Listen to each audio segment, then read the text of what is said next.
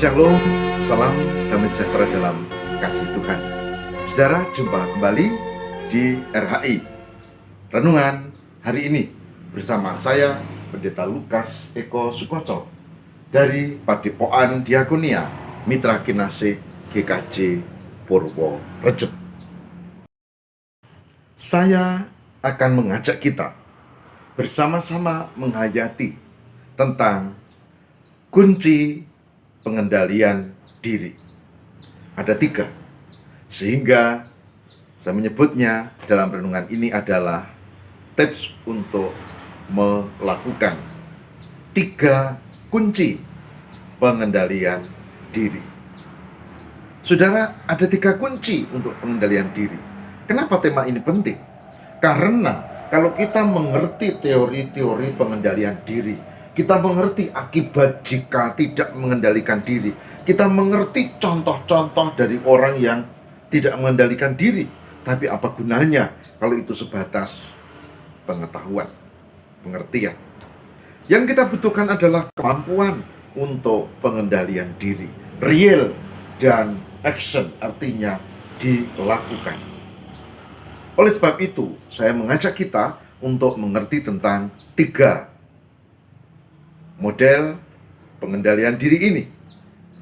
Yang pertama adalah tips untuk pengendalian diri yang pertama, yaitu bagaimana kita memiliki niat yang kuat untuk mengendalikan kemarahan. Mengendalikan kemarahan. Setiap orang pasti pernah marah, dan kadang-kadang alasannya juga memang sudah pasti, jelas. Tapi bagaimana mengendalikan kemarahan?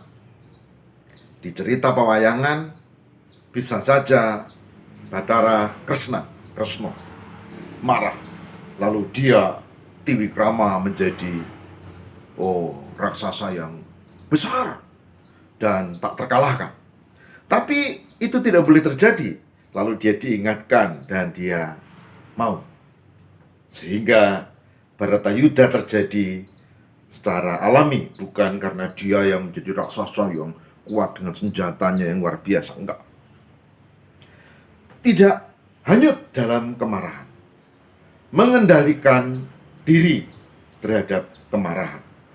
Perhatikan pada nas berikut ini. Mari kita cermati firman Tuhan berikut ini.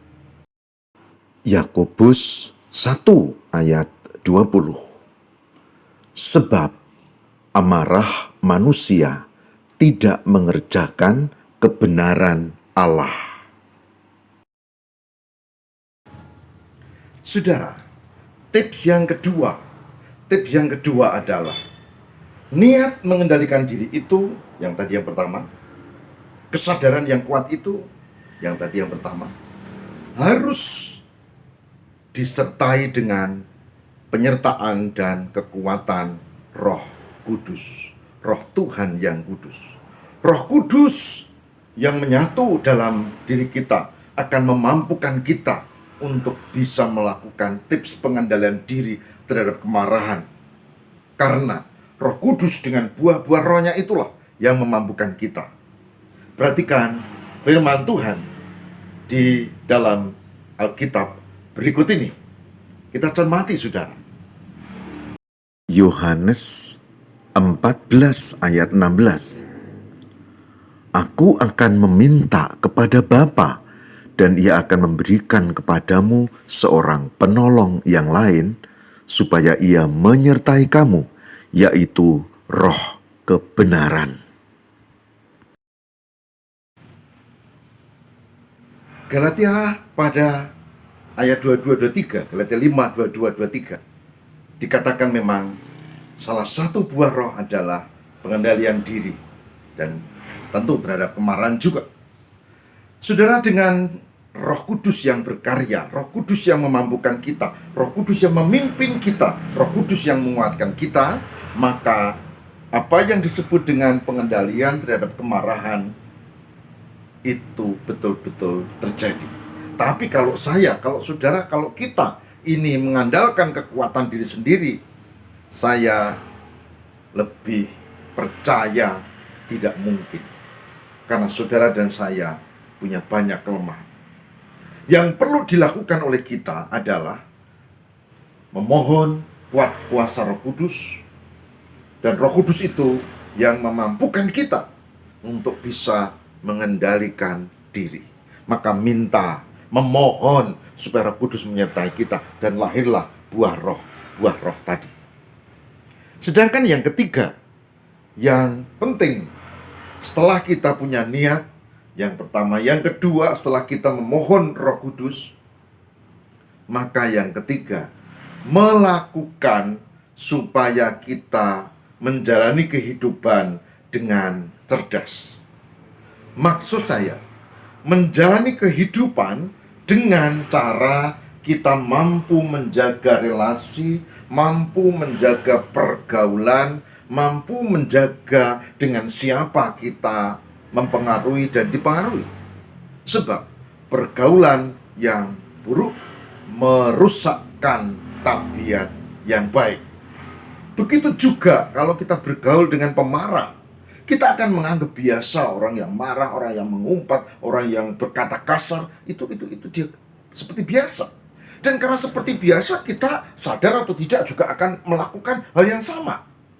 Karena kita sering mendengar orang mengumpat, orang marah, orang dikit-dikit marah, dintai wae, udah, sikat, habisi. Kata-kata itu misalnya, kita akan terpengaruh. Oleh sebab itu jangan heran kalau ada orang yang kelihatannya beriman kepada Tuhan, kelihatannya, tapi kemudian kata-katanya kotor, kata-katanya menjijikkan, dan bahkan ketika dia menyampaikan berita atau pidato atau yang seharusnya pakai etika. Kenapa? Karena dia memiliki kebiasaan itu. Kenapa? Ya karena bergaul dengan orang-orang yang biasa berkata kotor. Oleh sebab itu, poin ketiga yang harus dijaga adalah mengendalikan diri terhadap kemarahan. Caranya adalah ya menjaga pergaulan. Jangan bergaul dengan orang-orang yang pemarah. Saudara perhatikan nas berikut ini, firman Tuhan ini, saudara. Amsal 22. Amsal 22 ayat 24 dan 25. Yang demikian sabdanya, jangan berteman dengan orang yang lekas gusar. Jangan bergaul dengan seorang pemarah, supaya engkau jangan menjadi biasa dengan tingkah lakunya dan memasang jerat bagi dirimu sendiri. Amsal 22 ayat 24 dan 25. Saudaraku yang terkasih di dalam Tuhan, dengan cara seperti inilah, punya niat yang kuat, tidak cukup kesadaran, niat yang kuat, berani itu mewujudkan niat dalam tindakan. Karena kita punya landasan bahwa tidak ada gunanya memelihara kebiasaan pemarah yang tak terkendali.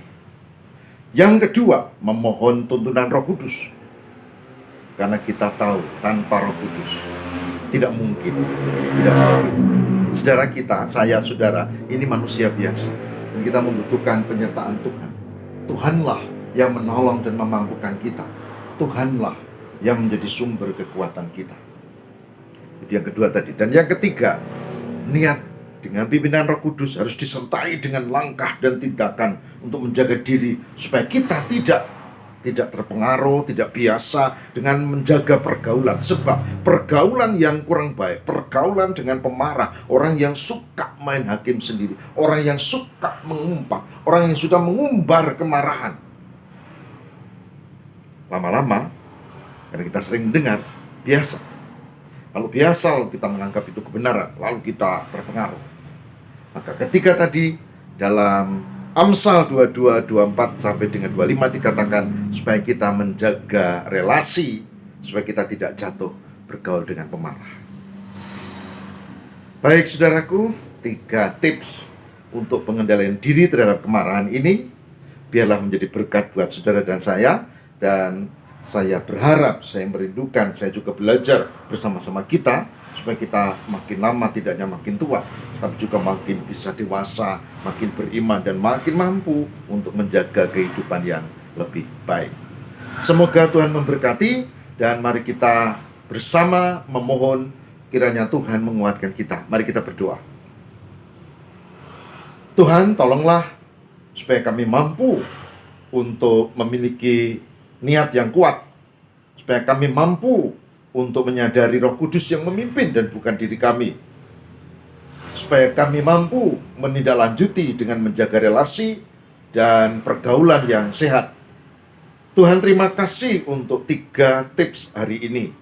Berkatilah supaya kami bisa melakukannya. Kami ingin tidak hanya menjadi pendengar, tapi pelaku firman. Dan kami merindukan ya Tuhan, pimpinan Tuhan melalui Roh Kudus-Mu. Semoga yang mengikuti program ini dan kami semua ada dalam rengkuan kasih Allah. Inilah doa kami. Kami mohon di dalam nama Bapa dan Putra dan Roh Kudus. Haleluya. Amin.